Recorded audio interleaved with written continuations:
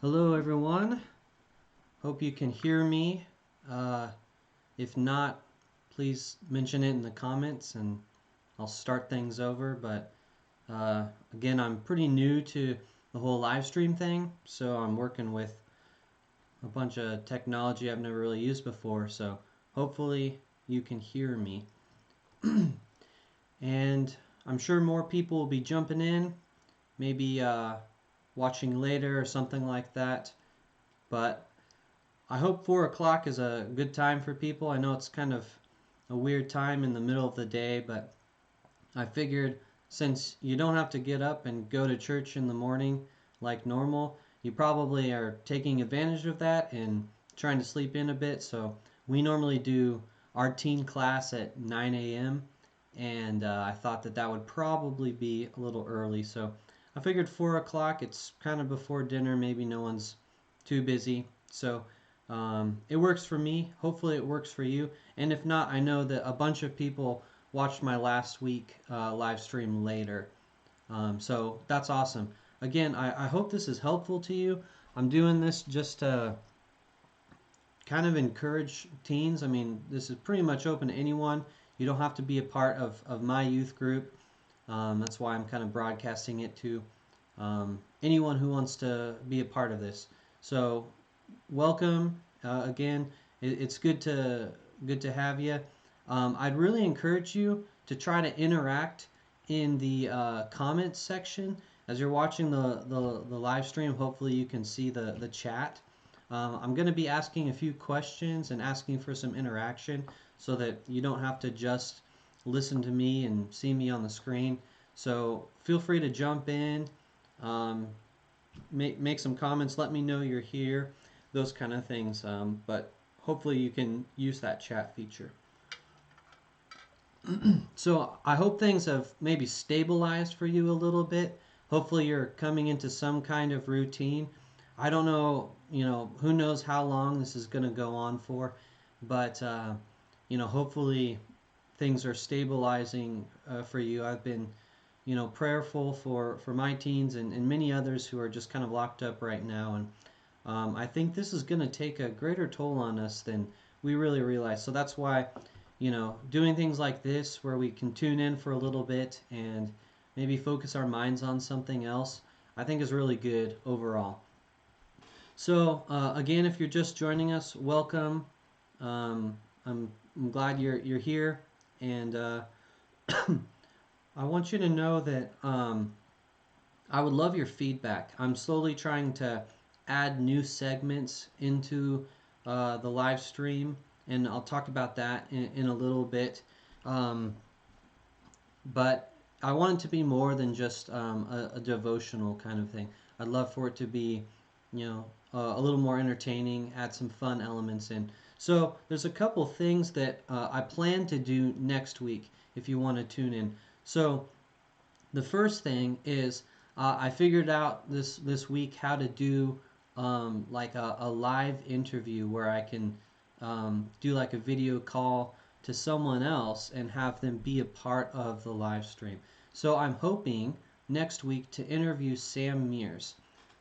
Sam is the youth minister at the Southwest Church of Christ up in Tigard. He's one of my good buddies, and so I'm gonna excuse me, I'm going to have him on and we'll talk for a little bit, get to know him, see how he's doing, and maybe hear a word of encouragement from him. So he doesn't know all that yet, but uh, hopefully he'll be on next week. The other thing I want to do, just to add another fun component, is I want to add this thing called the Wheel of Destiny. And maybe that's a little intriguing. Maybe it'll leave you wanting a little more. But basically, I'll need your help. I want to create maybe like a list of tasks or challenges that I can do throughout the week. They can be funny things, they can be kind of difficult things, but I'm going to put them all into this spinning wheel. And every week I'd like to end the show or the live stream by spinning the wheel and seeing what it lands on. And then during the week, whatever task or challenge comes up, I'm going to do that, make a video of it, and then show it next week. So I'm telling you that now so that maybe you can start thinking of ideas and sharing them with me, because right now I don't have very many. And just to give you an idea, again, it can be any kind of like task or challenge or just funny thing that I have to do. So the only really decent one I have right now is standing outside and letting Rebecca spray me with the hose till I'm soaking wet or something like that. It doesn't have to be, you know, that crazy or whatever, but just something that would be funny for me to do. And I'll make a video of it. I'll show it next week. I just think it'd be a cool thing to add to the show. So again, welcome if you're just joining us. Glad to have you. So next, what I want to do is something I didn't do last week, but it's been something that's been on my mind, and that is give a tribute to those who are um, having their birthday during this time during the quarantine. So here we go. Let's see here. Yes. All right. So if you recognize this, this is the scene from The Office where Jim and Dwight are supposed to throw a birthday party, and they do a terrible job. So I imagine if your birthday was like in the last couple of weeks or in the next month or two coming up, probably your plans were canceled or ruined in some way, and so for that I'm sorry. I understand what that's like a little bit. My birthday is actually coming up this week, so this isn't just for me though. I mean, this is for anyone who's having a birthday. I just want to take a minute and recognize that and say happy birthday, and hopefully you can find a way to celebrate. But if you know someone who's having a birthday this week, you know, send them a message, send them some love, because they can't have all their friends over or have a party or anything like that. We gotta hunker down in our homes. So, anyways, if you're having a birthday this week, happy birthday. Next thing I want to do before we kind of get into our devotional time is go through the meme of the week. So, last week, my meme was about toilet paper, and this week it's about introverts and extroverts. So, as we're stuck in our houses, there's probably two ways you're going to respond to this quarantine. And that's either you're an extrovert, like in the top picture there, and kind of like me, although I kind of hover in between, I think, between being introverted or extroverted. So either you're an extrovert and you're probably at home, you know, crying on the couch, missing people interaction, not knowing what to do with yourself. Or maybe you're more like an introvert in the picture below and you're just watching and just realizing this is your time has come and you're just having a good time because you can be alone and you don't have to interact with people. So I'd love to hear again in the comments, which one are you? Are you more of a introvert or an extrovert? Now I would definitely say in some ways I'm definitely excited about being in my house and not having to interact with people too much. But I think for the most part it's definitely pretty tough to just be at home and not be able to interact with people very much. So let me know, are you more of an introvert or an extrovert? How are you responding to this whole quarantine time? So, um, Easter's coming up, and it's in 2 weeks. So two Sundays from now, it'll be Easter, and um, this whole quarantine thing kind of came at a rough time for churches because Easter is a really important time for churches and for Christians because it's a time where we celebrate the death and the burial, but most importantly, the resurrection of Jesus. And so, I don't know what your church does, but we usually have, a special service. We usually have an Easter egg hunt or something like that.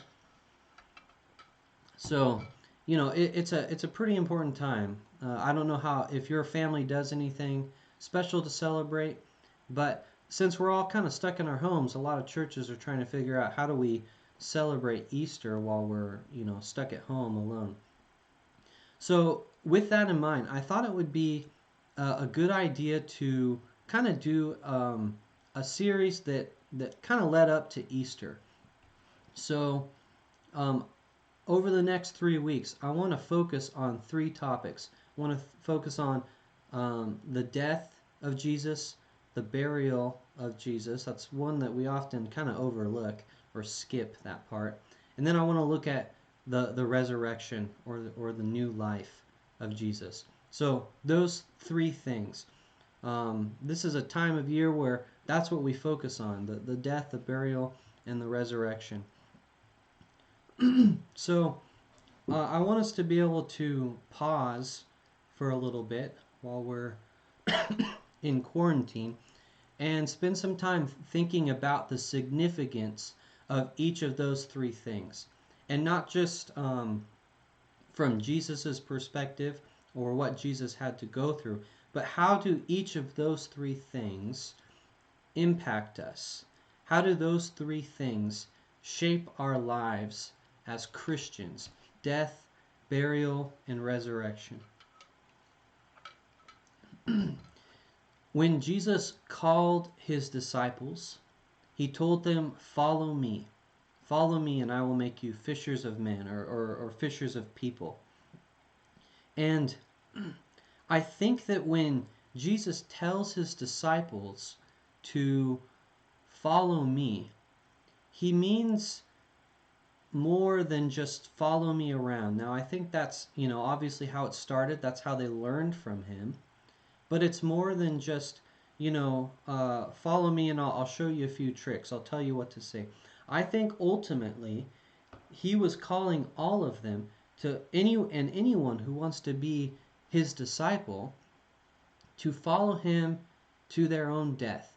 Now, for some of them, it was a literal physical death. In fact, 11 of Jesus's disciples were martyred in some way. That means they were killed for their faith in some way, either like by execution. Of Christianity is the cross. And that's because in that one image, a lot of things are all packed together, a lot of these ideas and details. And so I want us to focus on that this morning.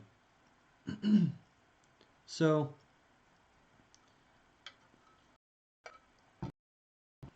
if you're like me, when you've thought about the death of Jesus, you've probably asked the question, why did Jesus have to die?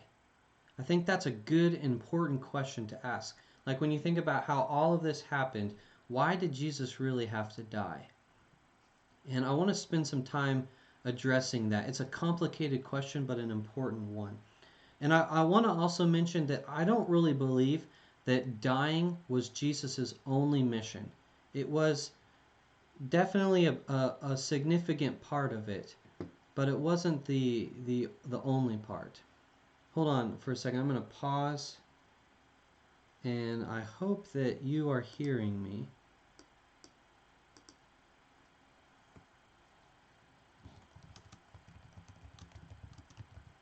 Might be having some technical difficulties, so just hold on for a second.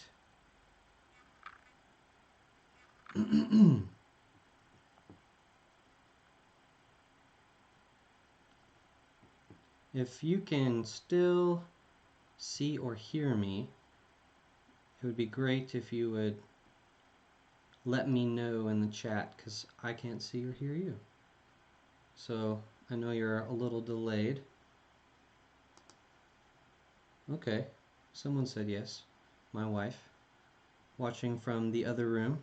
Okay, I'm going to keep going, and hopefully you can still see me. So, hold on just a second. I'm going to go to my slides here. Okay, they're working. Awesome. All right, I'm going to shrink my screen a little bit, and I'll have some slides to show. So, we're talking about the death of Jesus. And to really understand why Jesus had to die, to answer that question, I want to take us all the way back to the garden. And to really understand this idea of death, we're going to have to talk a little bit about sin. And I know that that can be kind of a downer of a topic, but it's important, and I think all good stories have highs and lows. But what we can really see in the death of Jesus is not a downer and not a negative thing, but we can see victory. But in order to really talk about the death of Jesus, I want to go all the way back to the garden, to creation. So, in the beginning, God creates everything, including humans, and he calls it good. In fact, he calls it very good. So, he gives Adam and Eve purpose in the garden, and he gives them these three commands. He says, take care of creation. He says, be fruitful and multiply. And he says, watch out for that tree. The tree of, he says, don't eat the fruit from the tree of the knowledge of good and evil. And there's two trees in this garden that both have very symbolic meanings. There's the tree of the knowledge of good and evil, which could, you know, symbolize free will, or this quest for personal knowledge apart from God, or not relying on self and not God. And then there's another tree, the tree of life, which represents life. So, as we know, as the story goes on, they end up eating the fruit. Adam and Eve eat the fruit from this tree of the knowledge of good and evil. And God says that when you do it, you will surely die. Now, if you notice, they don't just drop dead. They don't die immediately. And that's kind of interesting because he said that they would die. But instead, they're kicked out of the garden. They're separated from this tree of life, and now they no longer have this life-giving tree, which also, could symbolize their connection with God, their fellowship with God. They're removed from that. Because of their sin, because of their disobedience, they no longer have access to God in the same way, or to this tree of life. And this could kind of be considered the first sin. But they didn't die immediately. However, if we keep going in the story, in the next couple chapters, we get to Cain and Abel, their sons. Now, Cain becomes jealous of Abel because God seems to favor his offering better. So Cain strikes and kills his brother. And so now, death has been experienced, it's been a reality for the first time. These people who have separated themselves from God because of their sin, or because of the consequences of their sin, have now seen or tasted death. So Cain's sin truly led to death for Abel. And as the story goes on, Adam, Eve, Cain, they all eventually die. In Romans 6:23, we're told that the wages of sin is death, and that's exactly what God told them from the beginning. But why? That's really the question I want to ask. What really is sin? Why is the consequence of it death? So, I want to take a quick detour to talk about sin, maybe in a way you haven't really thought of before. So you've probably, excuse me, you've probably heard a lot of different ways to talk about sin, and I think all of them have some merit, but you really need to piece them all together to get a bigger picture.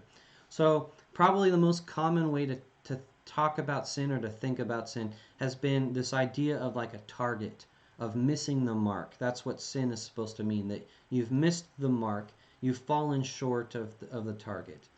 Another way to talk about sin is just simply disobedience, disobeying God. Perhaps you've heard sin described as something that makes God angry. And this one I think is not a very good understanding of sin unless you really know why it makes God angry. It's not like there are a list of things that you can do to upset God and there are a list of things you can do to please God. It's really not that simple. So um, sin does anger God, but why? Again, getting down to that deeper understanding. Why does human sin offend God? And I think it's because, in a deeper sense than just disobedience, sin is the ultimate rebellion against God, because sin is an act of undoing God's creation. So I want to say that again because I think this really gets to a deeper understanding of sin. Sin is an act or a way of being, of undoing God's creation. And I want you to think about that for a second when I point a few things out.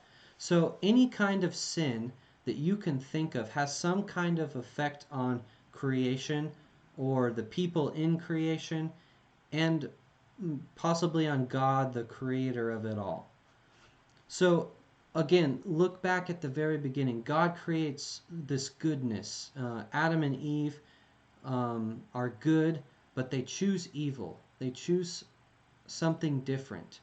And the effects of that choice lead to shame. So they hide from God. They realize they're naked. They kind of try to cover themselves. And the the the act of disobeying God, the sin leads to shame. It leads to something that takes that goodness and turns it into something else. Then you look at God creating Abel and Cain, and Cain kills him because of his jealousy. So Abel, who's a created human, created and loved by God, has been destroyed. God's creation has been undone because of Cain's sin. And if you keep going throughout Genesis, you can see this idea cropping up more and more. And it kind of culminates a little bit in the story of Noah. So later on in Genesis, a few chapters later, we get to this story of Noah. And God has noticed that the world has become so evil, he wishes that he had never created it in the first place. But he finds favor with Noah. And so he creates this plan to use Noah to kind of restart creation in a way. And if you even look in that flood account, you see God kind of taking the ordered creation. If you look at the first 6 days of creation, God's separating night and day. He's separating land from sea, earth from sky, animals in the air from animals on the ground. And in the creation narrative, all of those things come crashing back together into chaos. The waters from below come up from the waters from above. And so you see that God is kind of undoing creation because of human sin. So all in all, we see that sin leads to death and that sin is the undoing of the goodness of God's creation. And, that's really put things into perspective for me when I think about how I interact with people. And when I do something that is sinful towards someone else, it helps me to see that what I've done to them is not just hurt them. I've hurt God's creation. I've hurt God's created person. And that kind of puts things into perspective for me of just how powerful our sin can be, how important it is to really consider how we interact with people. And are we contributing to God's creation or are we undoing it? So I want to fast forward again as we think about sin and death and the consequences, and how is God making this all right? How does he make it everything right? And he first works through individuals like Noah and Abraham. And then we get to Moses, and God has formed this people group, and he's going to work through these people to make things right. And he develops through Moses this law and this sacrificial system.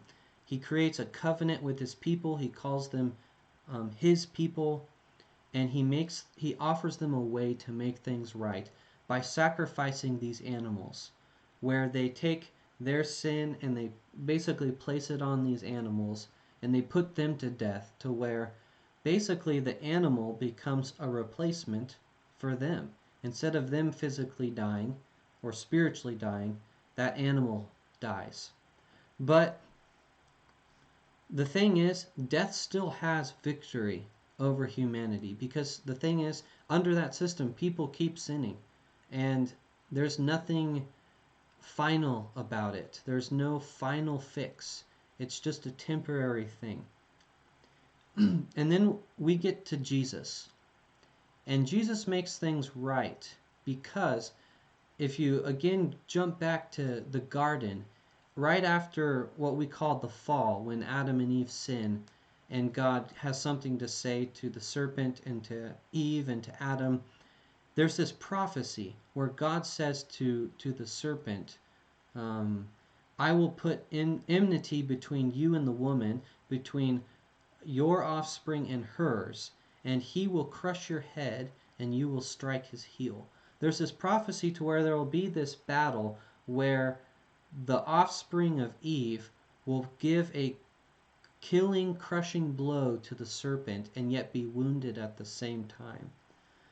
And there's no other person, no other system that could fulfill that. Nothing that could really conquer death in that way. So we get to Jesus, who is God made flesh, and he becomes the fulfillment of that prophecy as God enters into the brokenness of humanity to save us from that eternal death. And so he ultimately came to defeat sin and death by becoming that worthy sacrifice that no one else could be. And so I want to look at some ways that he does that and what his death really means.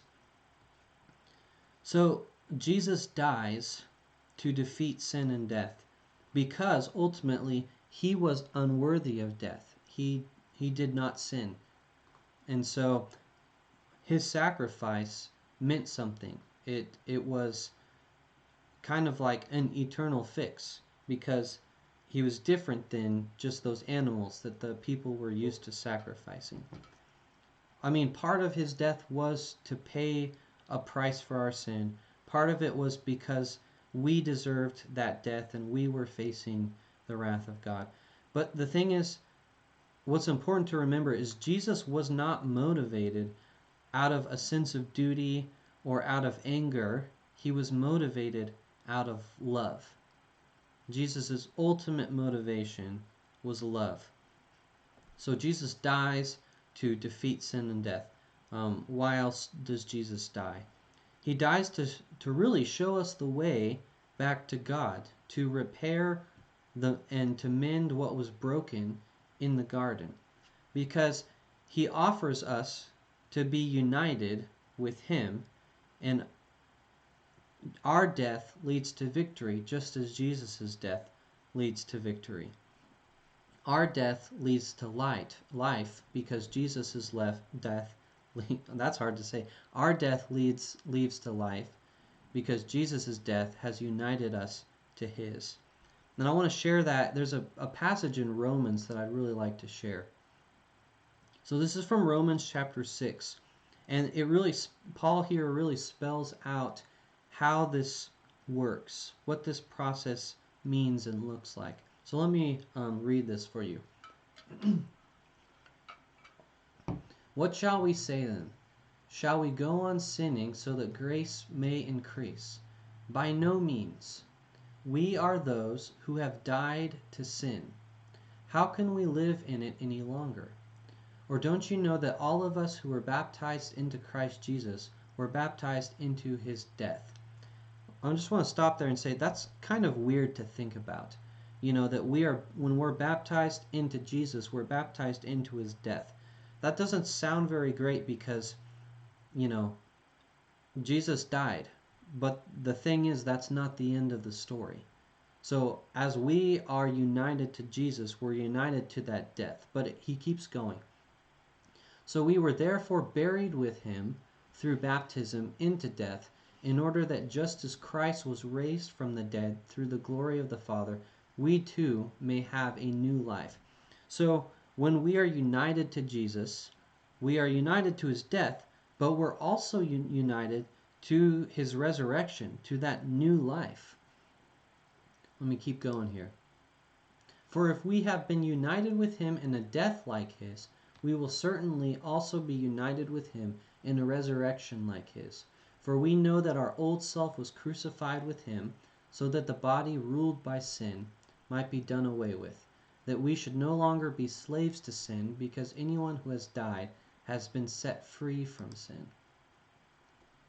So Paul's talking about this really interesting idea that when we are united with Christ, when we have given our lives over to him, and when we have been baptized into his death, we also are baptized into his life. And it goes beyond baptism too. It's not just some kind of symbolic act or quick fix. It's more than just our baptism. It's really our entire lives. Jesus talks about this idea of carrying our cross, and we'll look at that in just a second. But I really want to drive home this point that when we think about Jesus' death, what we should really see is the motivation of love that was behind it. Not God's wrath, not Jesus' anger, not a sense of duty like, well, I created these people, I might as well save them too. It was all about his love for all of us. Every single one, he knew, he knew that we would exist, thousands of years later, and his love for us motivated him to experience that, to experience humanness, to experience hunger and need and want, and to go through all of that for us. And I think ultimately Jesus' death shows us what our lives should be about, and that is humility and self-sacrifice and love for others. So I want to kind of challenge you with this as I kind of wrap up the devotional side of things. I want to challenge you with this idea or this question. What does it look like for you to carry your cross? Remember, the cross is that common symbol of death in the New Testament, but also as we think about Jesus. We think about this idea of the cross being Jesus' death. But Jesus tells his disciples to carry their crosses. And it's because he wants them to participate in his death so that we can participate in his new life, just like that passage in Romans 6 was talking about. And he says that in many places, but here it is in Luke chapter 9. Then he said to them all, whoever wants to be my disciple must deny must deny themselves and take up their cross daily and follow me.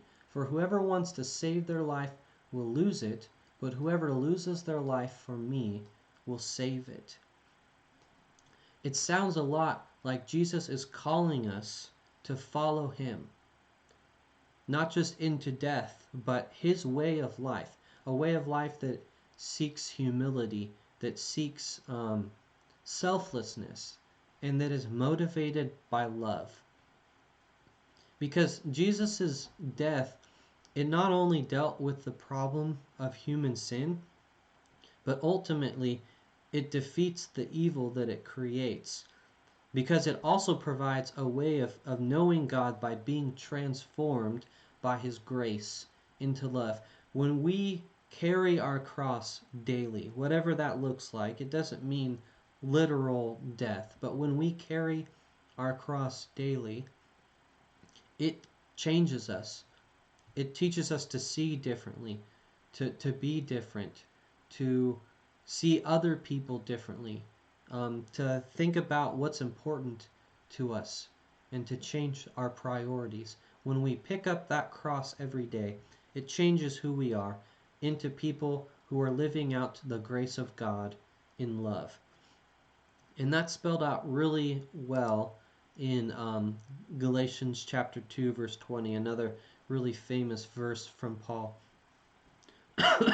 He says, I've been crucified with Christ, and it is no longer I who live, but Christ who lives in me. And the life that I now live in my body, I live by faith in the Son of God who loved me and gave himself up for me. I think that's just a really beautiful summary of all of this, that Paul has made that decision to pick up his cross and to be crucified with Christ, that his old self would die, and that he would be raised up to new life, that he would be a different person and would live out the kind of life that Jesus did, helping others, serving others, glorifying God, being selfless, being humble, and all of those kind of things. So when we look at the death of Jesus, I hope that we can see the motivation of love. I hope that we can see that this death shows us how to make our way back to God by being transformed, and that it also shows us that ultimately Jesus defeated sin and death. We don't have to worry about those things. We don't have to be afraid of those things because Jesus has conquered it and it's done. It's over. The only question that's left is, will you pick up that cross too? Will you unite yourself to Jesus as well?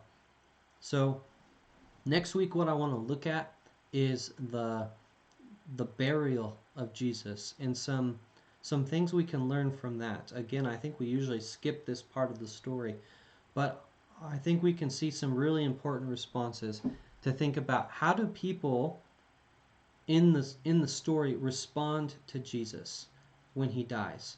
How do people respond to that death? And we see a lot of interesting things.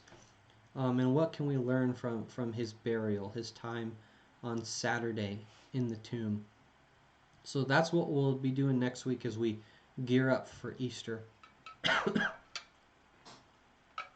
So I want to wrap things up here. Again, I want to thank you for joining me again this week. I hope that you'll come back next week to tune in to hear some things from Sam. I think it'll be really cool to have him on. You'll see his face, you'll hear his voice, you'll learn from his wisdom. He's a pretty great guy. So tune in next week for that. Also, I really could use your ideas for this Wheel of Destiny thing. So, excuse me.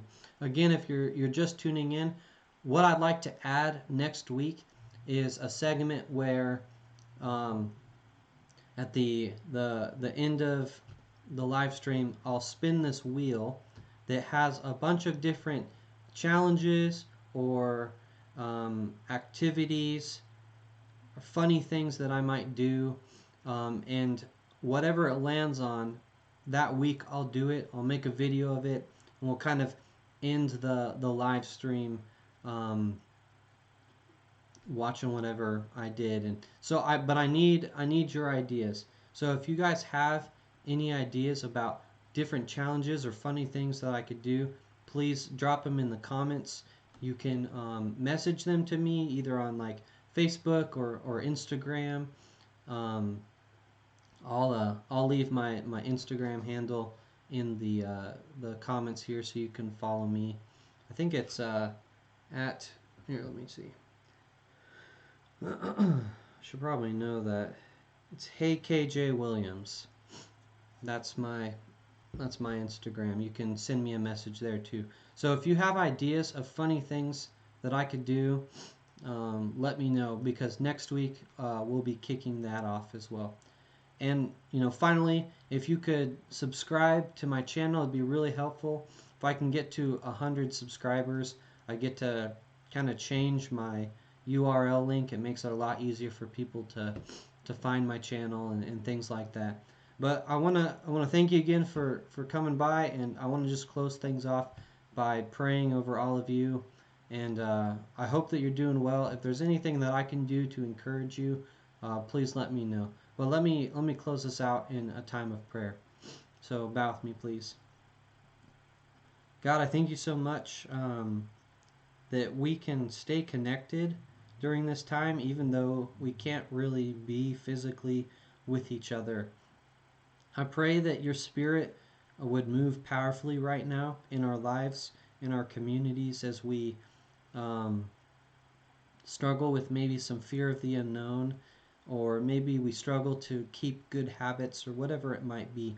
Father, I just pray that you would draw us more and more closer to you, into communion with you. And as we gear up for Easter and we think about celebrating the resurrection of our Lord, and that's really something we do every week, uh, Father, I just pray that you would help us to really meditate on his death and what that means for our lives, and how he's called us to follow him into that, because we know that on the other side we have hope, that we have hope for new life. So I pray for all the teens that are watching or at home or anything like that. God, please bless them, encourage them to this time. We pray all these things in your name. Amen. So again, thanks for tuning in. If you have ideas for the Wheel of Destiny, let me know. And I hope that you have a good rest of your Sunday. Have a good day.